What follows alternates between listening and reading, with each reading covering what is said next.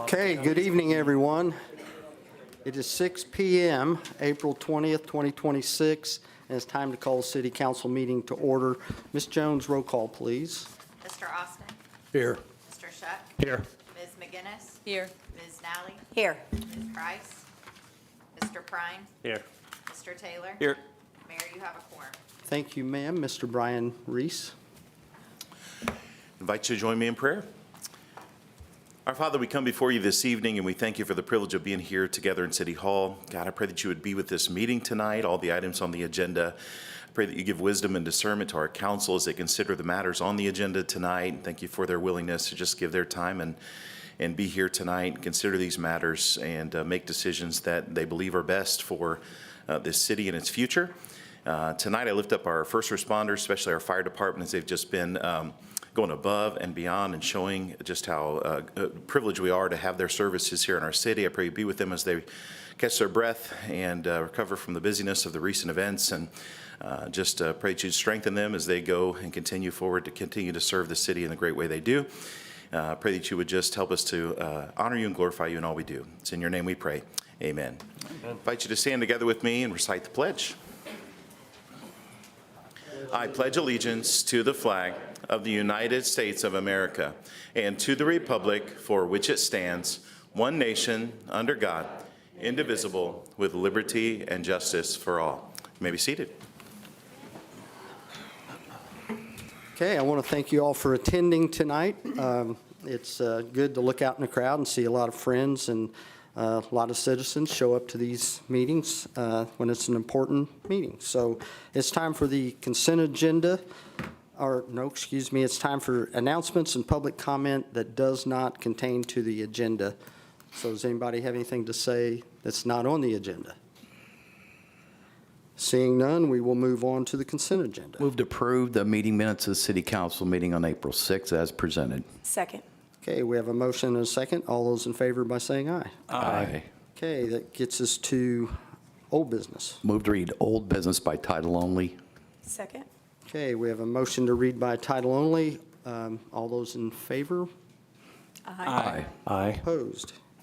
Hearing none, we will go on to item number 1, approval of ordinance 2026-08, rezoning to be known as Innovative Park at Franklin College PUD. Planning Director Joanna Tinnell, and this was introduced at April 6th meeting. Is that right? Correct. Yep. Tonight is the public hearing and official action of the Innovation Park at Franklin College, PUD. This was before the Plan Commission at their March 17th meeting, and it was forwarded to City Council with a favorable recommendation by a unanimous vote. That resolution is included in the packet. Also included in your packet is a copy of the staff report, meeting minutes from the Plan Commission meetings in order to give you a background of what was discussed at those meetings.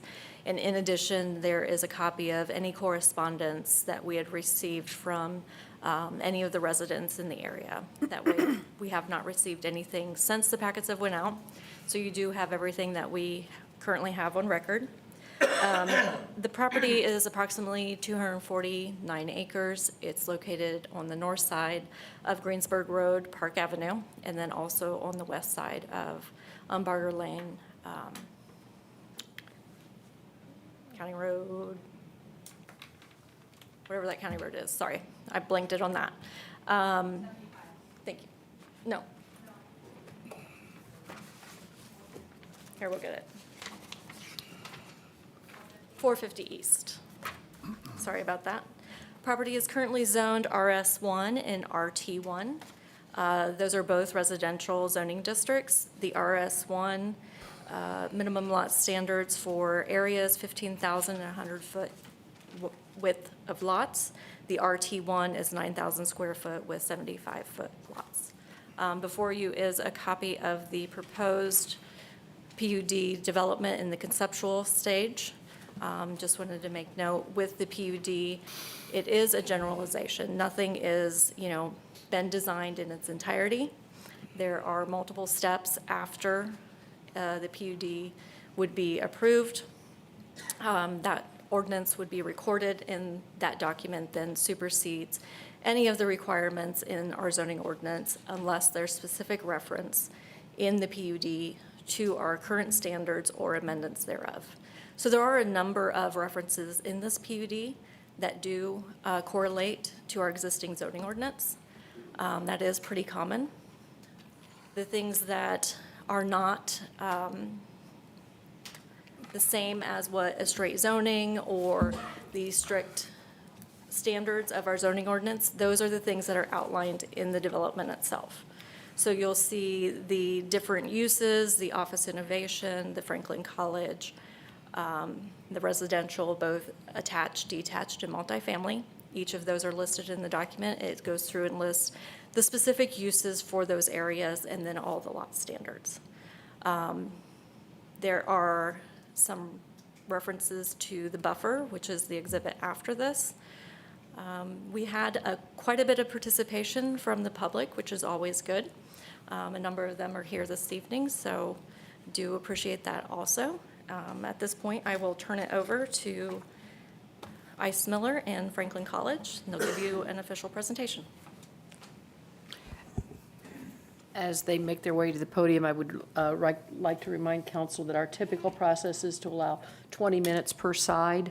If there is a need to continue and have additional discussion, you certainly can add more time as long as we add equivalent time to both sides. So we usually the petitioner will do 15 minutes, reserve 5 for rebuttal, and then give 20 minutes to remonstrators. But you are free to change those parameters if you feel it is necessary in order to make your decisions. We just want to make sure we give equivalent time to both sides. So I'll be the official Apple timekeeper until you tell me otherwise.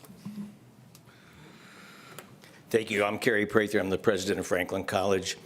I wanted to offer the council, first of all, our appreciation for being here this evening and considering the application for rezoning this property as a planned unit development, and talk to you a little bit about how we arrived at this point. We bought this property in 2006, initially to be able to expand some outdoor athletic facilities that we needed to do at the time, which was accomplished and left us with the remaining 250 acres, which we've since owned for the past 20 years.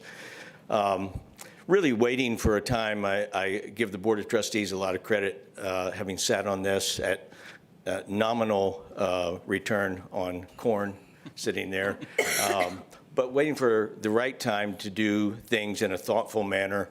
We began to get interest from developers probably 5 years ago, lots of different ideas, which made us realize we needed a strategy, a thoughtful strategy for how to approach this in a way that would be hopefully most beneficial to the college, most beneficial to the city, recognizing what an important piece of property it is. So that led us to this whole series of conceptual decisions at this point. The Innovation Park itself, which is the 40 acres that sit closest to the existing eastern perimeter of the campus, is envisioned to be, the way I describe it, is a miniature version of Purdue's Discovery Park, where we hope to attract small and medium-sized high-tech businesses, life science businesses, other high-tech businesses, who can provide an opportunity for the south side of the greater Indianapolis region to benefit from the tech boom and the life science boom going on right now. Those innovation parks that are already existing in the state of Indiana are typically tied to a college or university for obvious reasons of synergy and access to graduates.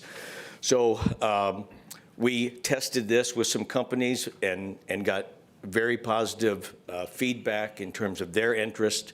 We get the advantage of our students being able to study at the elbows of those professionals while they're in school. They get the advantage of having our graduates, them being first in line as those students graduate. And the area gets the benefit of high dollar, high salary jobs in those industries. So we're really excited about that piece and what it can do for us as a college, but also for what it can do economically for the city and the whole region. The contiguous 200 acres obviously then need to be built out and developed in some combination of residential, commercial, and retail that best fits the needs of the city, best meets the standards that we would like to have as neighbors, that our neighbors would like to have as neighbors. So we're anxious for all of that to take place after about 5 or 6 years of talking through this, I think, in a very thoughtful way. We've had really good discussions with the folks in the adjoining neighborhoods, have gotten a lot of good ideas from them. And with that, I will let Mr. Oakes from Eismiller lead the rest of this conversation. Thank you. Thank you. Good evening. My name is Tim Oakes. I'm an attorney at Eismiller representing the college. Very quickly, with me here this evening, in addition to obviously President Prather, is Drew Bailey of Browning Day, the architects and landscape folks for the project, and Bill Butts with Kimley Horn, who is the civil. Finally, the partner of the college in terms of developing this property, Patch Development, is here. Andrew Greenwood is present, would be able to answer questions that the council might have as well. And if I could be somewhat forward and ask you, Lynn, if you could let me know when we get to 15 minutes, because I would like to reserve 5. Sure. Thank you. I've been doing this for 30 years, and some of the folks in the audience have heard this exact thing. And this is an unusual situation. I've done lots and lots of development across the state. Rarely do I have a project where the immediate adjacent neighbor is the owner of the property that has been in the city for 100 years or more and wants to be there for 100 years. And wow, no one in this room has, in my opinion, a more vested interest than the college itself in terms of trying to make this project a good project, because they have to live next to it.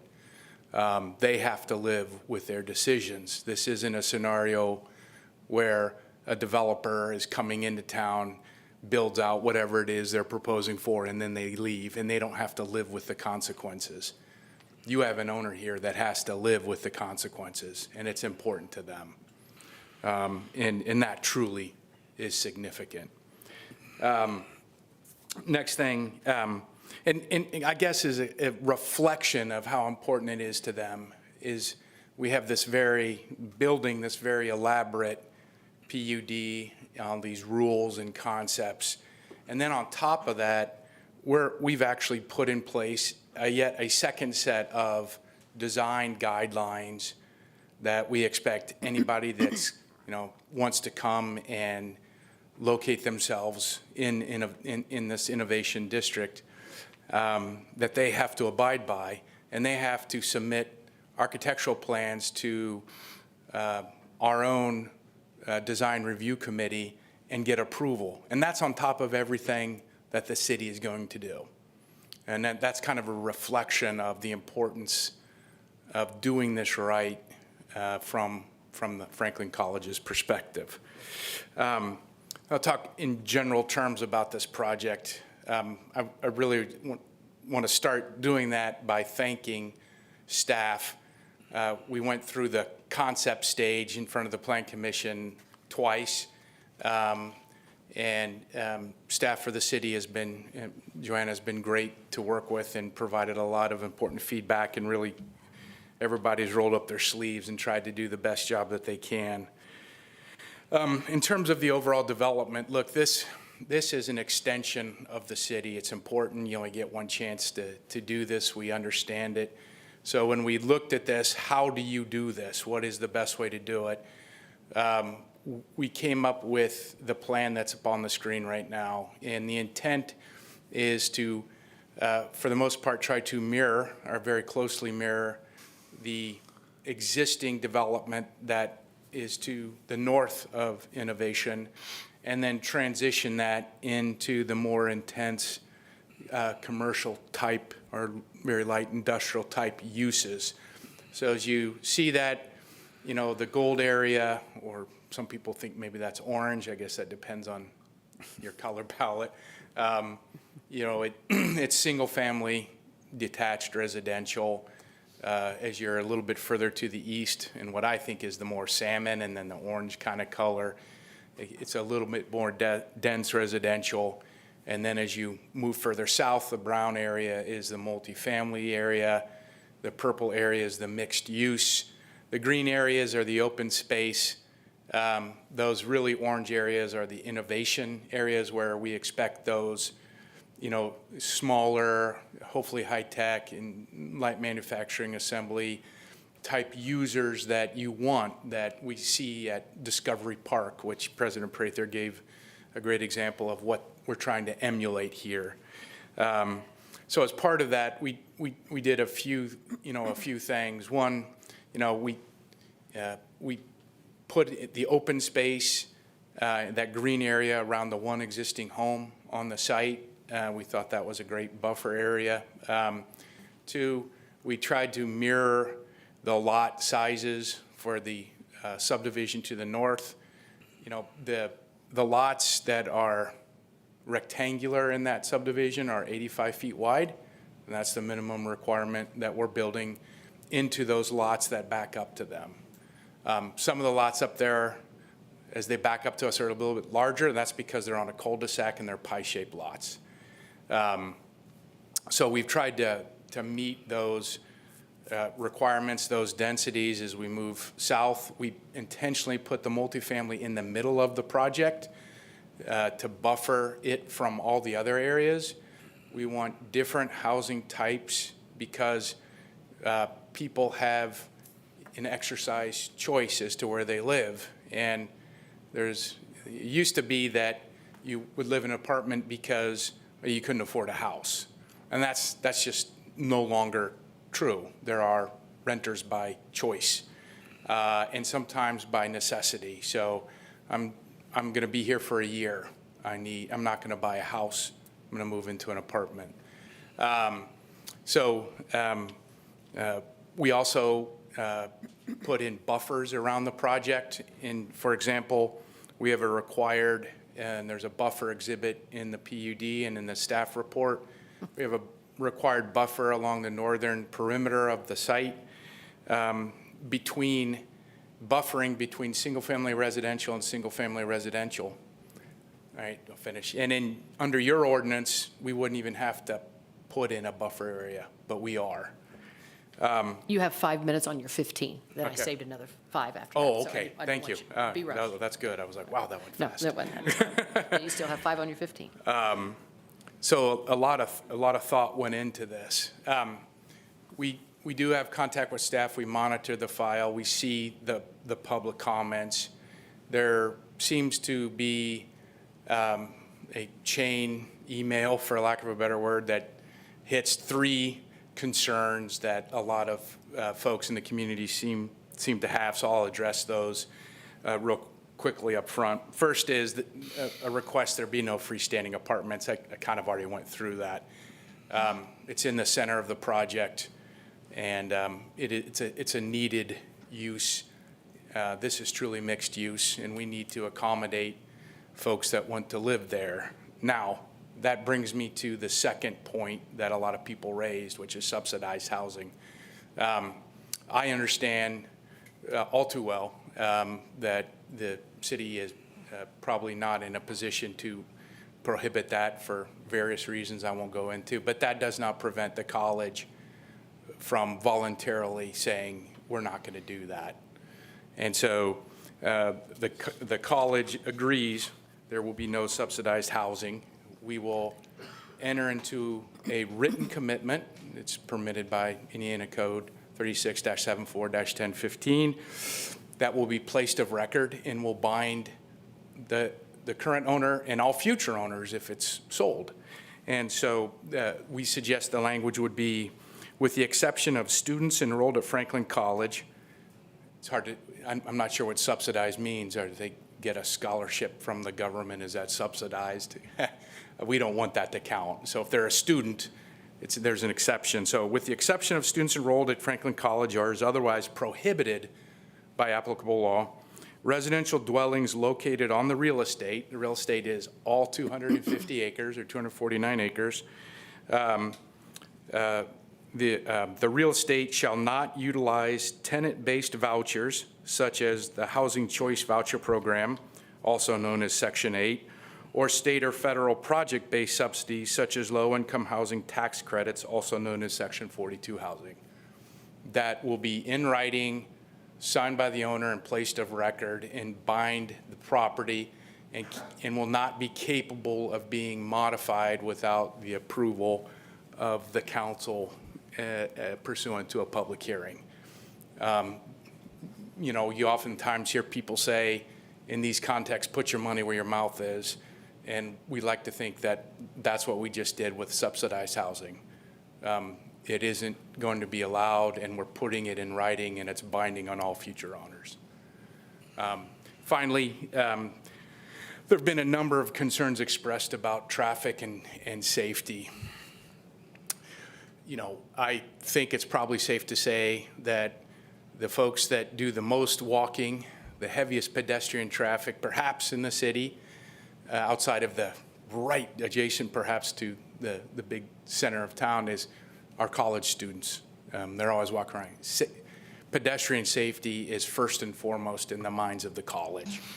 And we get that. We want it to be safe. We want it to, that is as big a concern for the college as it is for any of the residents. In that regard, this is one step in what is, if approved, are several more steps going forward. And that includes platting and other plans that occur in the future that ultimately lead to building permits for individual sections of this project. As part of the platting process, there will be a traffic study. The scope of that traffic study will be identified by the city engineer and include intersections that are required to be studied, and there'll be a list of recommendations, and we'll go through those. Safety measures will be implemented at that time. We're not quite at that level of detail with this PUD, but the process is in place to make sure that from a traffic safety perspective, from a pedestrian safety perspective, safety will be dealt with when we reach that point. So with that, as I indicated before, we've got a team here that's capable of answering any questions that the council might have, and we do very much appreciate your attention to this request, so thank you. Thank you. You'll have 5 minutes on rebuttal. I gave an extra 30 seconds or so because I could tell Tim was Thank you. wrapping up. We'll give equivalent time. Sir, before we start with interested persons or remonstrators, I want to elaborate on something that council said, because I also saw the emails that many of you got. As a municipality and a government organization, we cannot, because we are a recipient of federal and state funds under Title VI, we cannot place restrictions on subsidized housing. We cannot do that. We can, however, and we cannot make anything like that subject to our zoning ordinance. However, nothing prohibits us from accepting a voluntary commitment from a developer and/or a petitioner of a landowner who has property. So Mr. Oakes has indicated to me that that is something they are voluntarily going to put into their plan. It is not something that our planning department or the city required of them. It is something they have voluntarily decided to do. So I want to make that very clear, because we do take federal funds and we don't want to lose those. No. Okay. Okay, with that said, we get 20 minutes. 20 minutes to the interested persons, yes, or remonstrators. Either way. Either way. Either way. Anybody wants to come up. There's 20 minutes dedicated to people in favor or folks opposed. So let's start with opposed. If there's anyone opposed, you have 20 minutes to come up and give your opinion at this time. It's a public hearing. As a old school teacher, I've got some Assignments. for you. Assignments. That's fine. You got to be on one side or the other to get the 20 minutes. Thank you, sir. Appreciate it. Thank you.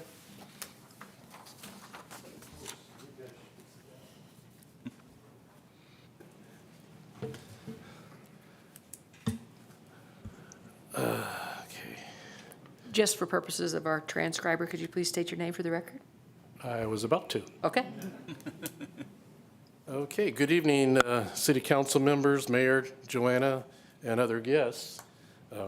Not really opposed to this, but our planning was to get up and speak. So I am Glenn Carlstrand, Jefferson neighborhood resident, representing the neighborhood tonight.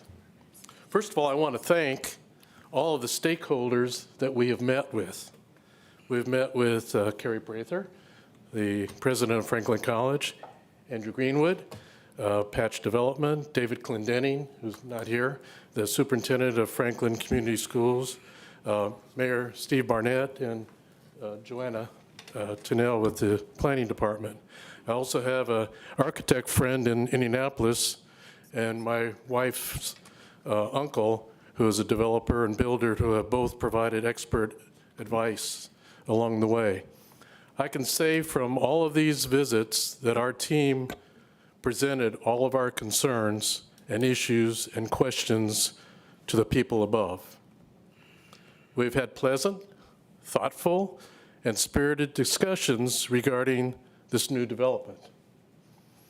Coming away from these meetings, we have decided that we support this development and feel that most of our concerns and issues and questions have been answered satisfactorily or at least explained. In my meeting with the mayor and with Joanna, Judy and I were there for about an hour and a half. We had a great discussion. Joanna asked me at the meeting, said, trust me. Trust me and our department to do the right thing and to make sure this development and the project follow all of the detailed planning and city requirements going forward. I said we will. And I shared that with the community. But what I'm hearing from the community is that they will trust the city department. However, many are still guarded and want to make sure that the detailed plan is followed. Remember, Pastor Andy Kinsey said, trust and verify. At our last community meeting, I shared all this information and it was well received. The neighborhood members still have several concerns and issues that we will present tonight to the council, and other members will speak of those, and you mentioned some of those. And we had said one of our top priorities was we do not want to have apartments, period. Mixed-use apartments with retail on the first floor are acceptable. Those are pretty cool. We saw up in Carmel, West Clay. They really look sharp. And my wife, Judy, she travels to Europe a lot, and she says, it's really cool. So, but no corporate purchasing of property and using those as rentals. We want them to be owner-occupied.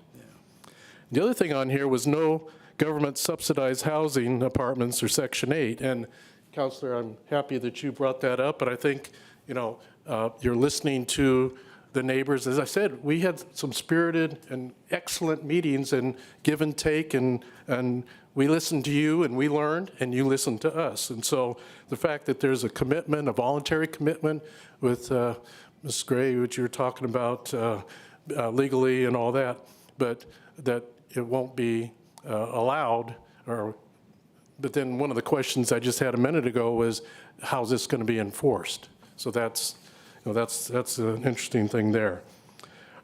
We are wanting as much single-family detached housing as possible with prices equal to or greater than the contiguous neighborhoods. In our meetings, Patch pledged to us that they would bring in housing that meets or comes close to our concerns. There's still a huge concern for this traffic and safety issues. I know you talk about there'll be a traffic study after everything's passed and everything, but we have a traffic and safety issue now, and then we're going to talk about that. It is still dangerous outside and on Milford. That there needs to be a stop sign, a four-way stop sign at Milford and Jefferson. That's a dangerous intersection, and 44, and we'll have people that'll talk about that. And one of the things, lastly, is that no construction entrance at Milford and the cornfield, as promised by the city.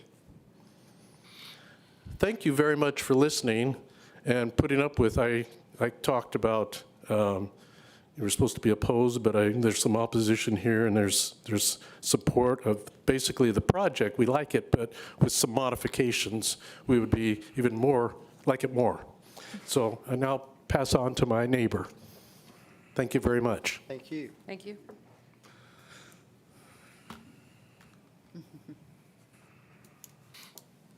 Hello there, everyone. I'm Tristan Pruitt. I'm the Executive Director at Morning Point Assisted Living that's located on Milford. I got involved with this project when I heard about the development, which, being a new citizen of Franklin, we purchased a home on King Street over downtown about 6 months ago, and we love it. We can walk everywhere and everything, but working at Morning Point and knowing that this development is coming, I do, as a younger citizen that plans to live here hopefully the rest of my life, I do hope that this is held to a high standard, this piece of development. Speaking professionally, I do have several residents that walk up and down Milford, which is currently a dead end. I do have concerns and have always had concerns with Jefferson and Milford not already being a four-way stop.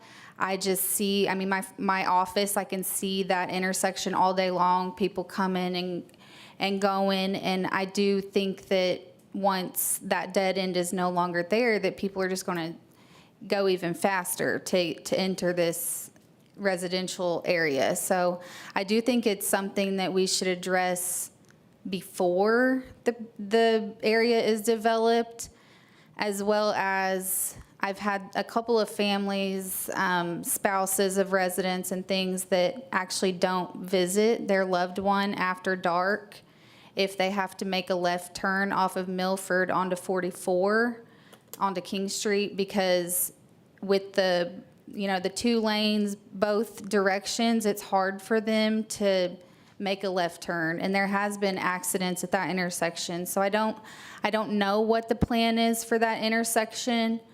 But if there's a way to do a roundabout or something different, I think people are going to use that road to cut through the neighborhood and get over to King Street so they can cut to the interstate.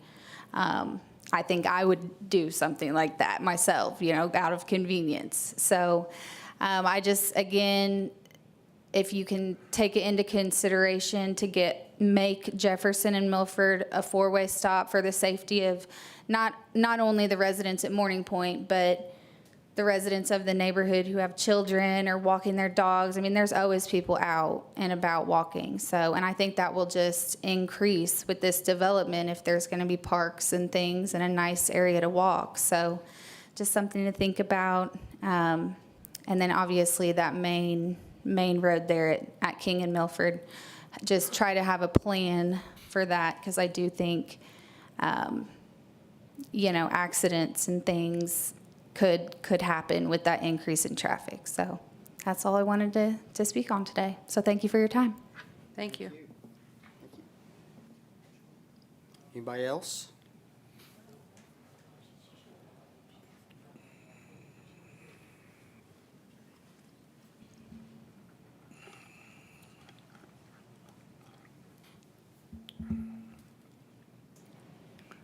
Hello, my name is Cookie McWilliams, and I'm a resident of Franklin. Glenn Carlstrand asked me to speak tonight about the traffic situation at Milford and King Street. And the reason he asked is because I'm one of the few people who's lived on both sides of that intersection. I lived 28 years in Jefferson Meadows and tried to turn left onto King Street. And now I've lived 10 years on the north side in the far west end of Club Estates, and I'm trying to turn left to go out to the interstate. And it's a dangerous intersection. At certain times of the day, you can't get out at all. So the people in my neighborhood often have to drive down to the roundabout, make a U-turn in the roundabout, and then go out to the interstate. And it's only at certain times of the day. There's a lot of moving parts, I guess I would say, at that intersection. We have fire trucks and ambulances that are entering onto King Street from Milford. We have golf carts now that are going across because they can't drive on King Street right there because the speed limit's too high. We've got trails on both sides. So you've got bicyclists, you've got pedestrians, you've got joggers that are trying to cross there, and it's very difficult. You've also got a frontage road on our side, on the north side, and that adds to the confusion at the intersection. One thing that I think that could be done right now, and it shouldn't be very expensive to do, would be to put the arrows back down on the south side. When I lived in Jefferson Meadows, there were arrows painted on the sidewalk there, or on the street, so you knew which lane to get into if you wanted to go straight. I'm a person that goes straight across that intersection when I can. A lot of times I can't. But now, after they redid King Street, those arrows disappeared when the road was paved, and they've never been put back down. So I don't know which lane to get in when I want to go straight across there if I'm headed north. Am I supposed to be in the left lane with the left turn people? Am I supposed to be in the right lane? And it's just very confusing. So I'm just concerned about the additional traffic and how that might affect the intersection. Thank you.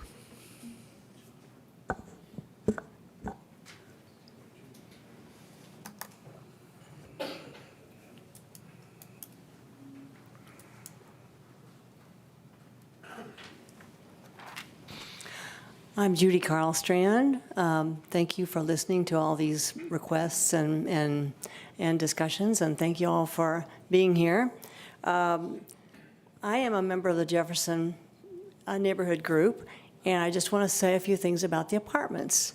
Yes, I've lived 13 years outside of the country, and what I really think is beautiful, and I could see it right here, is mixed apartments above things to do. When you're strolling around a European city, which I love to do, or living in Latin America, that's what you can do. You can get outside of your house and walk. And I think we would all agree we need to walk. Americans need to walk, and that would take that brown part there and make it purple, you know? Just add a place where people can have cafes and things down there. I think it would be the best of all possible worlds. We were originally zoned, as you said, for RS1 and RT1, and I think that's a good compromise. And Joanna explained to us that you need to have transition between the strictly commercial and the single housing residences, and that would make kind of a great transition. I love that idea. And I can just have this vision. Town and gown are united. We have the same purposes. And we also have a beautiful place to walk that is safe. So I urge you to consider changing that brown to purple and to not bring the bulldozers down Milford. Thank you. Thank you. Anybody else?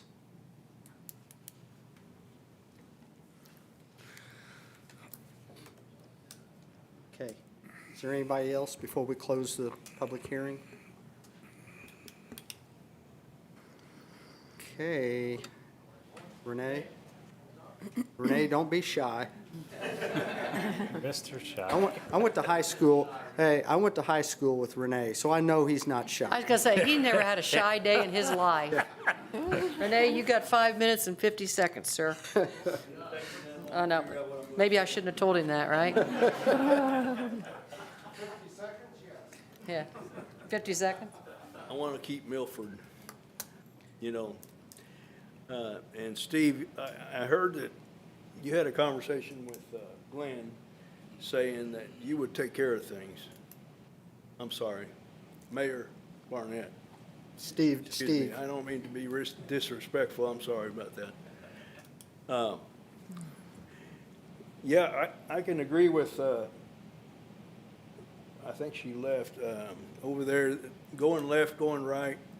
I had an accident, not because I'm handicapped, but because I had an accident. Cars were zooming fast, and I've mentioned this before, over there at the intersection of King and Milford. So I know I can't do anything about Milford. You guys want to extend it, and you're going to extend it. But if there's any way to figure out how to do that a little bit different, I would plead with you to consider that because of all that's been mentioned and because it's going to change everything. And that's been a part of my life for 22 years, so. And I appreciate everything that's going on, everybody that's saying positive things about it. Just give me 5 more years or 7 more years. But all joking aside, I would ask you to consider. I asked this gentleman over here next to Todd, Councilman Todd. Yeah. John, Yes. I asked you how many times I could bring this up. You said as many as I wanted to. Exactly. So that's what I'm doing. But that's all I have to say, really. Thank you. Thank you, Renee. Well, I can tell you the conversation that I had with Carl and Trent McWilliams, it was Cookie that just spoke about the arrows on the road. We can probably address those arrows on the road pretty quickly and have our street department look at that. That was just brought to my attention. I didn't realize that one. The stop sign is a little bit more study goes into that because by law we have to do that. But the conversation was said with Trent about the stops and Carl, the stop sign put at King and Milford. I'm not one, or stoplight. I'm not one to put in stoplights. I'm one, let's put a roundabout there. If we're going, we got an open, nice entryway into our city, and we certainly don't want to put stoplights there. However, whenever we do the traffic study is done. If it calls for a stoplight, we're going to put a roundabout in. So I'm just yeah, so, and I'm not crazy about roundabouts. And it's a lot more affordable, too. Yeah, so. Stoplights are ridiculously high. So I just wanted, Renee, you brought that up, that I said we would take care of that kind of stuff, and we will. And I guess the thing that I wanted to say is look around Franklin here, and I think what Joanna was saying in the conversation, you need to trust us because I've been mayor for 9 years. I was on city council for 8 years. And when you look around Franklin on what's been done, I can't look at something that we can all look at and say, that is terrible. So I don't think that we're in the business to do terrible things to Franklin. We're in the business to listen to our constituents and try to do what's right for 26,000 people and try to do what's right for the growth of the city at the right pace. So with that being said, I just wanted to say that, Renee, because you brought that up, and I appreciate that. So is there anybody else that would like to say something? I think we're going to close the public hearing at this time. And the petitioner has 5 remaining minutes, sir. Might be able to get through this in less than 5. Want to thank everyone for their comments. I'll try to address them kind of in order. Mr. Carl Strand said trust and verify, absolutely. And again, the great thing here is you have a community partner that's at the heart of this, Franklin College. Well, you know President Prather, you pick up the phone and call him. You don't often get that opportunity, but absolutely trust and verify. No problems with that, encourage it. How are the commitments enforced? We get to put that in the commitments themselves. We're happy to give the enforcement ability to the city unless they don't want it. But we can also give that to, and we can list anybody that lives within 1,000 feet of the perimeter of the property. Happy to do that. We want to have a clear enforcement mechanism in the commitment, and it will have that. No apartments. Again, there has to be a mix. Ironically, I moved my youngest daughter, 26 years old, into an apartment over the weekend. And it, I don't know, it kind of bothers me when people say, oh, apartments are bad. And I would like to think that my daughter, who is just graduated medical school and is a resident, that any community in the United States would want to have someone like her as a resident. And right now, that place that's best for her to live is an apartment. They're necessary. It's a housing choice that is part of the pantheon of available places to live, and they serve a role. And I think it's well thought out how this was done. With respect to Ms. Pruitt, Tristan Pruitt, we want people like her to move in here, by the way, so that we agree with all of her comments. Again, we share the traffic concerns, and we look forward to the traffic study and the resolutions that come from it. I think there's actually an existing problem from what we hear at Milford and King. Boy, this is a great opportunity to fix it. And so we look forward to continuing to work with the city and the city's engineering department and street department to figure out the best way to make this a safe project, and it will include sidewalks and paths that are designed for pedestrian-friendly development. Same thing with I think Cookie was her name. We agree wholeheartedly. Let's make this safe. There's nothing that's in this PUD that would make it unsafe. Finally, Mrs. Carlstrand said, make the brown purple. There's a couple of issues there. Number one, the purple does allow what she suggested, which is residential over retail is the simplest way to put it. And it's not a coincidence that the purple area, when compared to the brown area, is elongated and extended along a street frontage. I mean, you think again what she described as a place in Europe, all of those residential over retail type uses, they're pushed all the way up against the street. They have building frontage, sidewalk, street. You need a vibrant street frontage to get that done.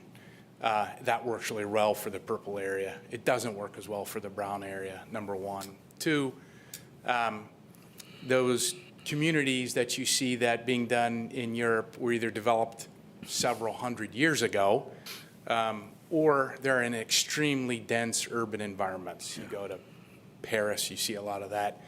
There's millions and millions of people in Paris, and while this is urbanistic in its concept, this isn't a super dense area with thousands and thousands of people. And so we can do some, perhaps residential or retail. We can't make it all that. It doesn't work. That's been tried in other areas around central Indiana, and when you build too much, the retail portions on the first floor just sit empty, and you don't want that. When you have vacant storefronts, it's bad. It interferes with marketing and development of the site. Again, we'd be happy to answer any questions that the council might have, and again, and appreciate your attention to this request. So thank you. Okay, so public hearing is totally closed, and now it's up to the council with your questions. Please. Okay, I'll start, and I'll just go on record. I'm 98% approval of this project, and I talked to President Prather and Mr. Greenwood over the weekend, but to me, there just seems to be a couple things that are lacking in there. And if you could, how many homes can you build on that gold? What is a single family? How many homes are you thinking and plotting in there?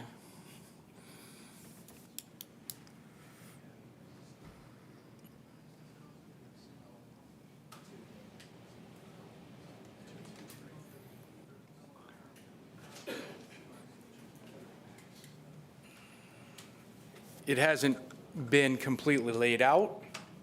But if we were able to design it in a way where we, peaked at the maximum allowed density, you're looking at probably 75 to 80 homes.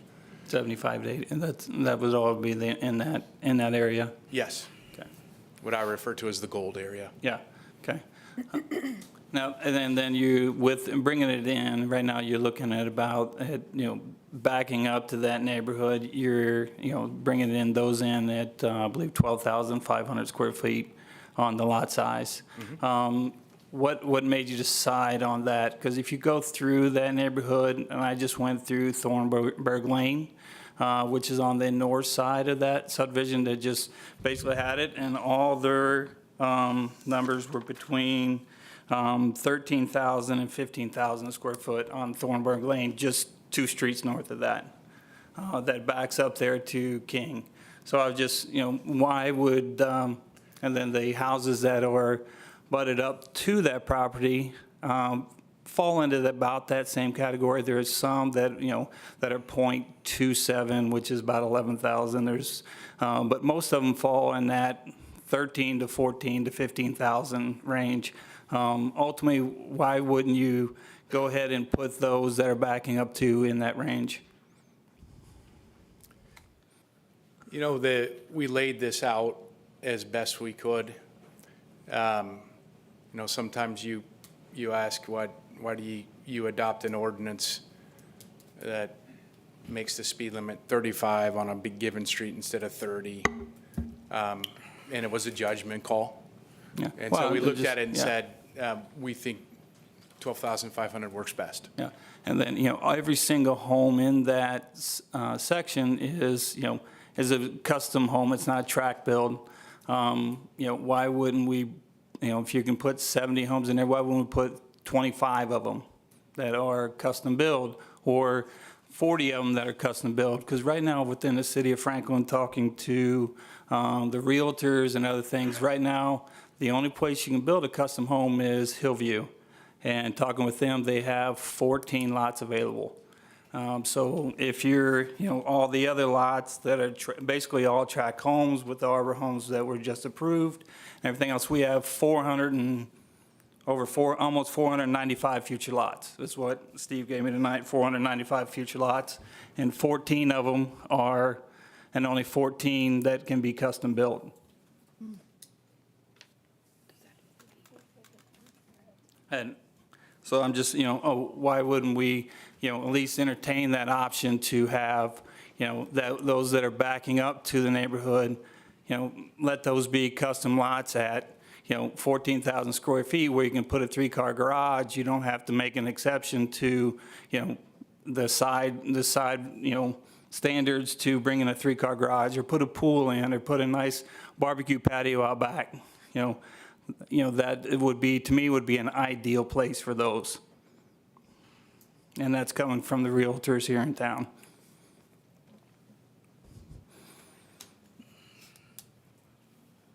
And I'm sorry, Well, I just, I mean, is there a ultimately, question you just want me to that's a respond to question. that? Yeah, it's definitely a question. Why, ultimately, why aren't there any custom homes in there versus all bringing in a tract home builder, and putting that in our large lots that you said you wanted to mirror the neighborhood. Right now, you're technically not mirroring the neighborhood. In agreement with patch development, the whole idea was to try and mirror the lots to the north. We increased the buffer so that it was a larger buffer between them. And then what we have found with our market research is that we're trying to hit what we call the missing middle, right? So these are homes, they're not large estate lots. We found that there's not enough builders that want to build that. We've talked to multiple home builders from Johnson County and others that are building here in Franklin. And our advice and in consultation with the college was that that would be a mistake if we said this is an entirety of all custom lots. We would be 20 years before it would happen, and we don't think that's the proper thing. So we tried to attack it from a different angle and say, okay, what is the market telling us? We're not trying to promote starter homes or the lower end of the production. I mean, while there is a place for that in every community, we don't believe that this is the right place for that. But we are trying to, like I said, the missing middle, and I know I can talk about pricing, but the way that these homes and lots are designed, the pricing of these homes will wind up putting us in that $500,000 to $1 million range. Those larger lots will allow for 3-car garages and a pool if you want to do that. And we have not selected a builder yet, so none of this is in stone. We're setting this up to allow the market to dictate what would happen. Yeah, well, just from my research with the realtors here in town, they're telling me that, just in Hillview right now, and I forwarded you the letter, that, there's over 10 approved builders that are building in Hillview right now, and they want to stay in Franklin. And, ultimately, we have 14 lots left available for them to build and go forward with. So, and then with the 1,600 square foot home, or on the larger lots, and then we drop down to a 1,200 square foot minimum home. What's to say that you bring in a tract builder and they're at 1,200 square foot, 3-bedroom, 2-bath, ranch, they can build it, correct? As long as they make it brick. As long as they meet all the requirements, a builder will be able to build in there. So, and what we're saying is that is hitting the market that we want to hit, which is a nice built home at a certain price point that exceeds or meets what's to the north. Now, not every home, everyone's home is a little bit different. Some of that's subjective. Yeah, but it's not mirroring the north.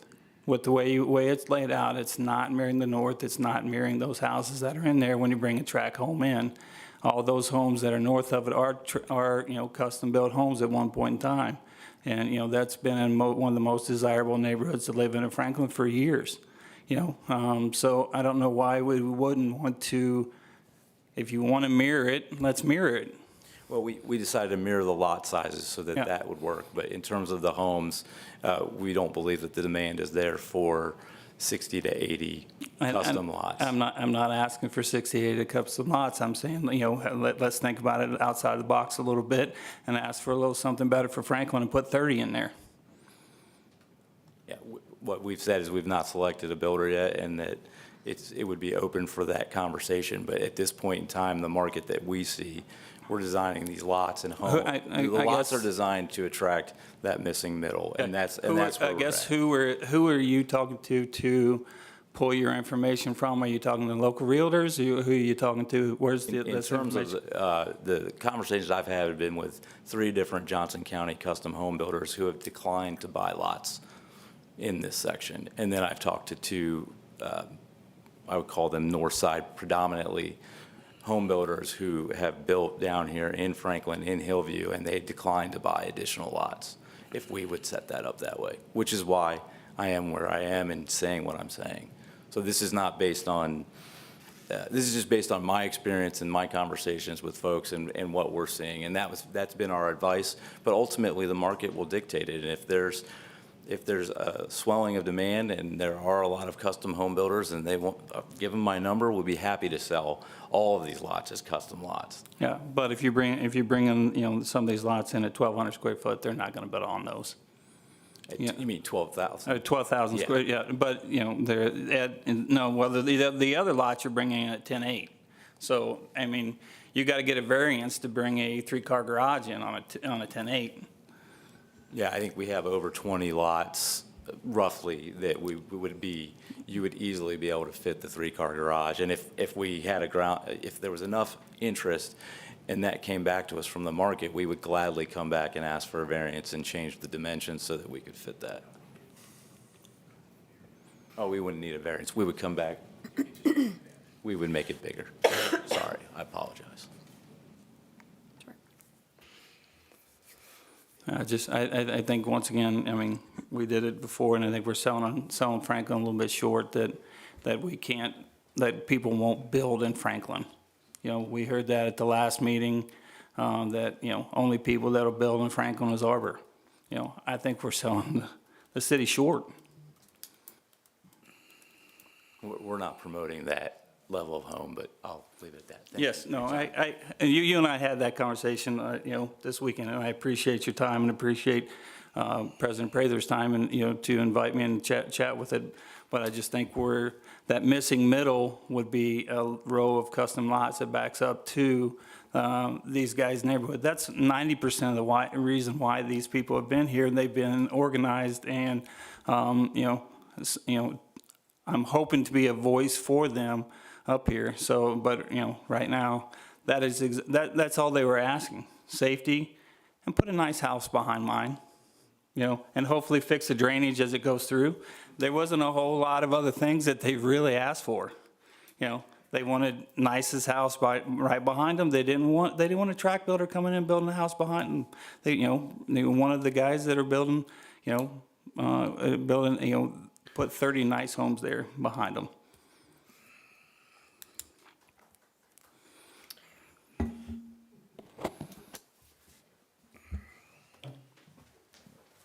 Anybody else? I'll just bring up a couple things that the people that live in Jefferson Meadows had gathered, and me and Sean met with you guys, and then we talked, and a lot of the things you're bringing up tonight and have brought up is stuff that the city needs to deal with, right? That has really nothing to do with the PUD. The left turn on King Street from Milford is a problem. We already know that. It's going to be addressed. As far as protection and safety, that's going to be paramount. We don't build subdivisions that are unsafe. We don't have any in town like that. Sean brings up a good point. I'll have to respectfully disagree with him on a few of those points. I don't live in a 2-story, 2,600 square foot home, but he does bring up a good point, though. But your lot size is about 14,000 square foot. It is, and I get that. But, times have changed, too. We have to agree that it's 2026, and it's not, 1975 or 1980 when these were built. So, anyway. Yeah, my biggest thing that, it was brought in as RS1 originally. Now we're taking it back down to basically the lowest level we can, except for 25 homes. So we're taking it to the lowest standard that's in Franklin. We're adding, brick and those type of things to it to make it a nicer home, but, it's at RS1. Now we're taking it to RS3 with commitments for basically 25 homes.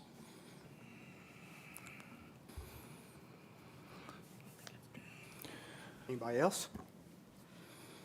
Well, the only thing that I was thinking is, and correct me if I'm wrong here, Sean, Homestead, when it started, it had a couple of custom home builders. And they brought in more because they couldn't sell the lots, right? Yeah, they couldn't sell the lots, and also the infrastructure side of it was awful. Awful, yeah. So they had Too to expensive. come in and bring dirt and, Yeah. just to get it out of Yeah. the drainage and all those, those type of Yeah. things. And that could be very well the case here as well. But, that was talking with those guys and the builders, that was, the biggest delay was dirt. And then once it got going, and, and all the realtors, here in town have all told me 3 years ago, project would have never happened. Ultimately, they was slow, but over the last 2 years, the need and the want for those style homes has grown tremendously. It has. And so, one of the realtors, just the apartments there across from the garment factory, who would have thunk you would ever $1.2 million, that are being sold in Franklin. So those things are happening. If everyone here has been to our farmers market, been to the square, been to the art craft, I don't people want to be here in disagree with Franklin. any of that. I think everyone here is on a board with Franklin and the direction it's headed. But also, to go back to Homestead, they've now brought in a lot of different builders because they couldn't make it work. And I love, my business partner is a custom home builder, has been for 38 years, okay? So I kind of know that area because if you know Mike Wall, he'll say, now listen to me. That's his favorite thing to say. So I don't know, as far as custom homes, we just approved something out on That's a whole nother Hurricane? animal. Yeah. 17 lots. Yeah, Yep, 17 lots lots. on, And that's minimum going to 1 be acre. custom homes. I'm not sure that the need for custom homes is quite as great as it used to be. I personally would build a custom home, and I'm sure you would also. But I don't think everybody wants a bigger yard these days. They like the amenities that the city provides, such as the amphitheater, the parks, the trails, and so forth. So the use of this land, it looks like it's perfect for that area. In coordination with the location to I-65, excuse me, in downtown Franklin, most of us probably envisioned something like this years ago when we saw Milford dead into that cornfield years ago. I mean, it's been there for, right? Alibo's a long time. You guys have been there, what, 20 years? Yeah. been I there mean, since we 92. all saw it coming. It's just now that it's finally got to this point. So, and I think we're all pretty close on the same page here. I'm not hearing too many people say anything about the lots tonight. They mainly said something about the safety, the traffic, and the apartments. So those are the issues. So when you look at the layout of that road, if I was in an apartment complex and I had to get to the highway, I'd go to Umberger Lane. I wouldn't go to King Street and take a right-hand turn there. And obviously, if I'm going downtown, that might be, or if you're going to go to Walmart or Myers, you might want to go up there. And you said maybe we can look at that issue there at King Street. And also, the traffic study is going to be done. My guess is they'll come back and say we have to have a four-way stop at Jeff and Milford. So, Which would end up being a roundabout. Not that one. not that one. King- That will King probably and- be a King and four-way. So would be probably- King it's and a, Milford. yeah. So Jefferson Street would probably become a four-way stop. And anybody else who wanted to get downtown, if they lived there long enough, would go over to Greensburg Road and take that road to get downtown. So I think it's a great use. Jefferson Meadows, you guys are well-organized, and I appreciate everything that you've come to the table. And listen, you made them change some things along the way. That doesn't happen very often. It does not happen very often. So kudos to you guys for doing that. So that's all I wanted to add. I just want to add one thing. When we talk about, that really hit me whenever we're hearing talk about the left turns. Turning left is dangerous on King Street. That's exactly why the state highway is out here on US 31, taking away the left-hand turns that are dangerous, that I get beat up on Facebook every single day. That's why they're out there doing that. So I'm glad to point. hear that we don't like the left turns on King Street. We'll address that. Aren't by you the way. race car driver that turned left for years and years and years? I like What left you turns, did? I was yeah. gonna say, that's all you So- did. So anyway, all these concerns that we talk about, the traffic and the safety, it will be addressed at the proper time. That will be taken care of. Like if we do call for a roundabout, that's not something that would be on the college, that would be on the city. But if they tell us that's what we need to do as taxpayers, we're going to do that to make everyone in our city safe. So just want you to feel, we're hearing what you're saying. So thank you for that. Anybody else? Can I say that I actually feel like that most of everything that was actually emailed to me and sent to me over the course of the last month or so has been addressed tonight. But with and Sean, I respect what you said. I heard it, and there's parts of it I do agree with too, as well. But with the apartments, I wanted to say that, I work up at IUPUI on campus there. We do have apartments up there that have restaurants and little knick-knacky stores up there on 10th Street, if you guys go through there. And I just didn't know if we could work it in to where maybe some or a few of the apartments could have like some little shop some way, somehow, if we could throw that in there for that into town for them, because that is something that we're not taking in consideration for them too. Is that a That is question in the directed to the PUD, petitioner? and it is allowed. Okay, thank you.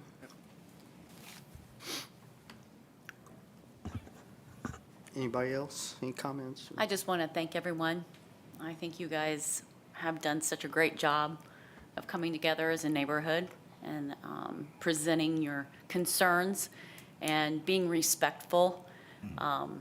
That's unheard of these days. So thank you very much. And again, I hope this is a continued effort between the college and between the residents, and it will definitely be top priority for us here as council. So thank you.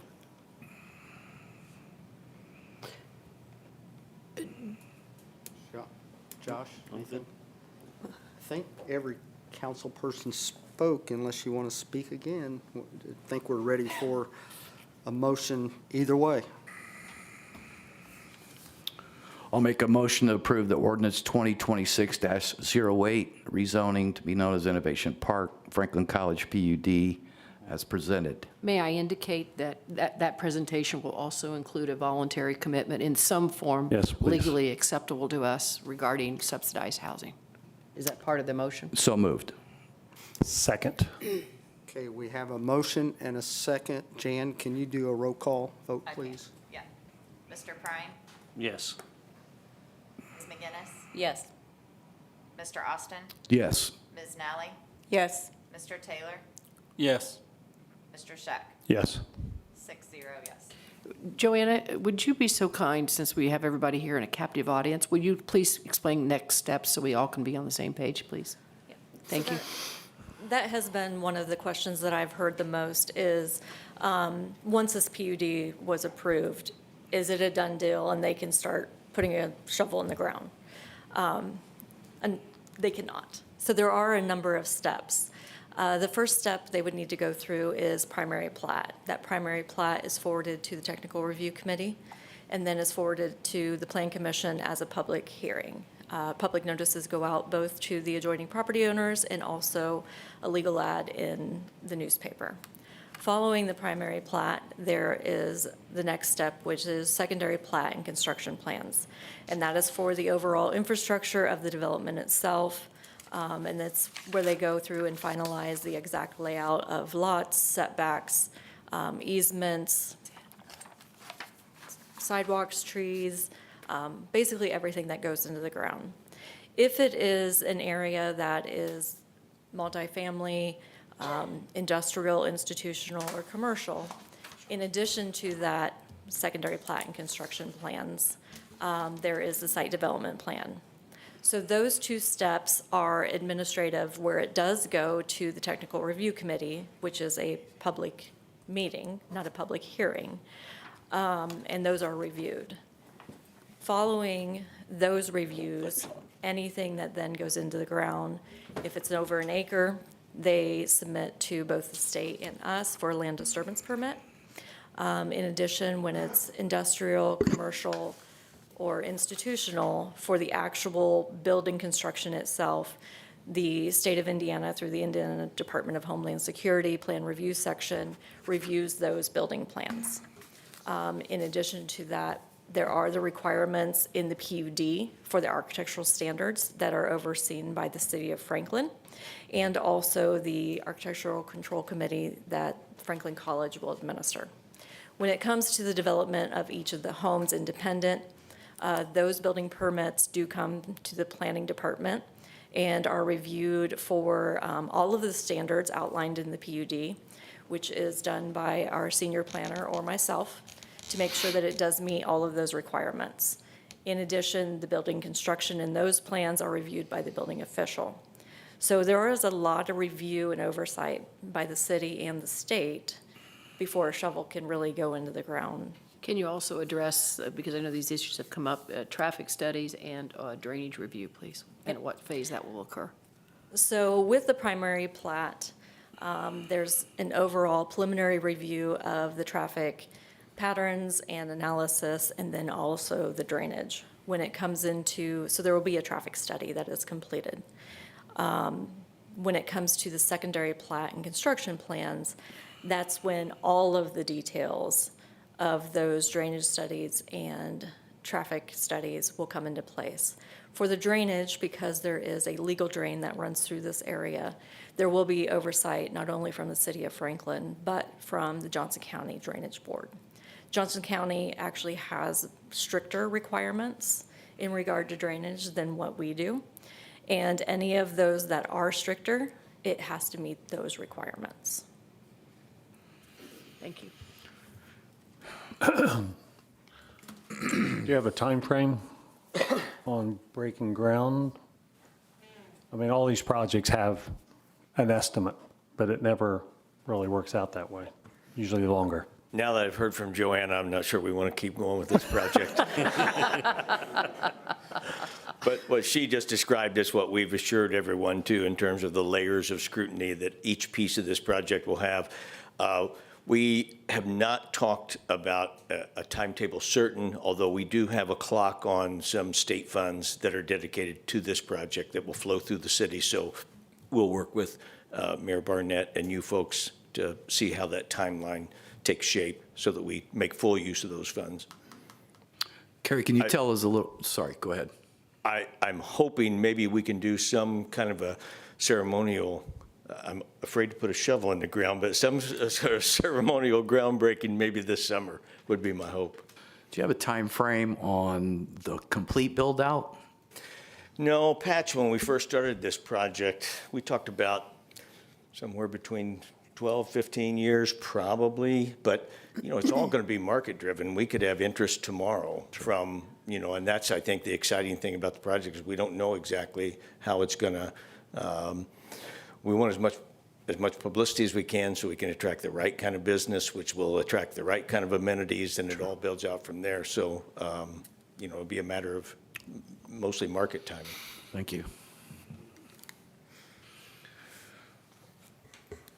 Okay. We still may be in a meeting. We might. So with that being said, unless the council has another question, I think it's time for us to move on to item number 2 under old business, which was also scheduled for a public hearing. It is item number 2, approval of budgetary ordinance 26-06, additional appropriation of a grant, drug-free Johnson County Fund, Police Chief Kirby Cochran, and it was introduced April 6th. Thank you, Mayor. It's short and sweet. I'm just asking for the the grant funds from Drug-Free Johnson County in the amount of $6,143 to be appropriated, used for some covert narcotics equipment. Okay, and this is scheduled for a public hearing, so we'll open the public hearing up. If anyone has any questions, now's the time to do that. So the public hearing is still open, and it's gone. Public hearing is closed, so now it's up to the council for the action or questions.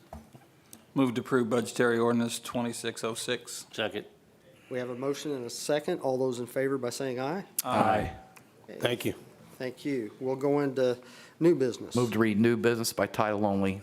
Second. Okay, we have a motion and a second to read by title only. All those in favor? Aye. Okay, item number 1, which is introduction only.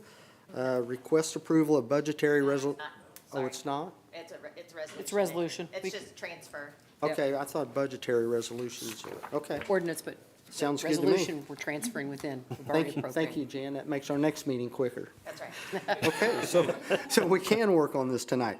Request approval of budgetary resolution 26-01, authorizing transfer from MVH restricted and NVH capital outlays to Community Crossing Grants 2026, and that goes to cover our portion of the $910,959.70 worth of grants that we got from the Community Crossing from IDEM, NDOT, I'm sorry, from NDOT. So that's what that is. Any questions? Okay, we're ready for, Move to approve. Second. okay, we have a motion and a second to approve. All those in favor? Aye. Any opposed? Thank you. Hearing none, we will go on to the next item. Request approval of Resolution 26-06, authorizing the use of electronic funds transfers for the payment of claims. Clerk Treasurer Jan Jones. Yeah, this is just kind of a housekeeping item with the bond that we received for the new sewer plant and West Side Interceptor and the sewer billing project, that money is in trust, as you know, and it's easier for us to make payments to the different contractors and subcontractors through a direct ACH from trust to their bank. And they like it because they get paid a lot faster as well. So this is just asking permission to be able to pay through ACH. Kudos to Jan and Erica in her office. As you probably know in your personal lives, fewer and fewer checks are being written and alternate means of transferring are being done, so she was on top of it. And Well, kudos to Erica. I'm going to give her that. She caught that. It just basically got passed that all this could be done this way, so she caught it, and so kudos to her for sure. the legislation has finally caught up, so, yeah. Good job, Jan and Erica. Yes. And we can do this tonight, right? You can. Okay. Move to approve. Oh, wow. Second. We have a motion and a second, so all those in favor by saying aye? Aye. Okay, we'll go on to item number 3, which is introduction tonight, right, Jan? Okay. Request to use Blankenship Fireworks Grant monies this year. This grant is used for the firework festival scheduled for Friday, July the 3rd, 2026 at Youngs Creek Amphitheater. Request approval of budgetary ordinance 26-07, additional appropriation to grant Blankenship Patriotic Supplies an amount of $1,243. Director of Parks and Recreation, Chip Honor. That's a mouthful. You had to sit through this entire meeting for this? Yeah, I'll talk to Brooke about that tomorrow.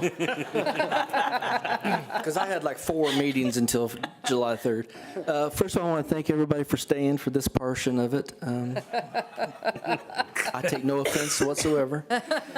No, just real quick, this is money that we actually get every year. This is a fund at the Community Foundation, a little bit like the Active Adult Center one. This is money that we're spitting off interest on that it actually goes toward the fireworks every year. And this is just to appropriate the money, so.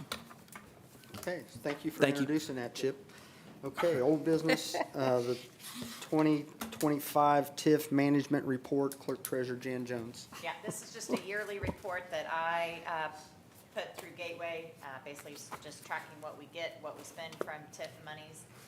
So you've seen it every year, anyway, that I've been here, copy, and the copy should have been given to you, so it's just for your information. Thank you. Thank you, Jan. Uh-huh. Okay, council comments, Josh? Yeah, I got a couple here. Well, Joanna's left, and most of the other people, I was going to compliment them on the community involvement, and especially all the work that Joanna's done and the other departments done on the comprehensive plan. I came and attended that meeting last week. Great attendance by everybody's here. I'm glad to see that involvement and people there.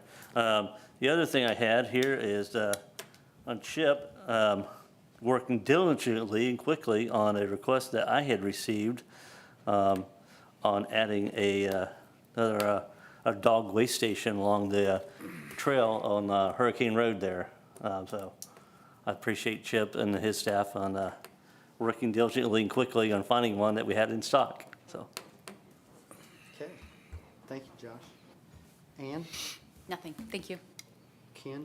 I mentioned at the Board of Works meeting, and shout out to the fire department and chief and assistant chief and his crew and the whole city staff. It wasn't just the fire department, it was the whole city and the staff that, and also our employees, obviously, that worked a lot over the last few weeks here concerning all these fires.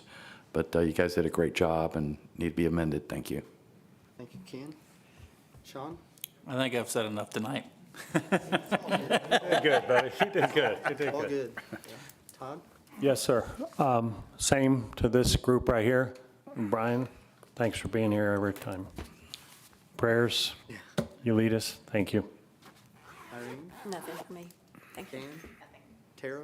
I'll report to the mayor's youth council because they're not here. They start dying off at the end of the year. It's so busy for them. So they're having it's called Pets on the Trail Sunday at the amphitheater, 1 to 3. Bring your pet. It's $20 and it's a pet inclusive walkathon. So they are raising funds for the water bowls they're putting on the fountain Thank you. Lynn? Just very briefly, for those people watching online that weren't here earlier, you heard Joanna go through the list of reviews that we do as a city when projects come in. And sometimes we get a little pushback about why we have to review it so many times and how much we do it. But I'm here to tell you that those kinds of reviews, those kinds of requirements, those kinds of things are what saved lives at the Masonic Home because of it. So good work from you guys and good work from the people who do enforce the rules. They matter. So thank you. Okay, I just want to say thank you to everybody, and I think we're ready for a adjournment. Move to adjourn. All those in favor? Aye. All right, thank you.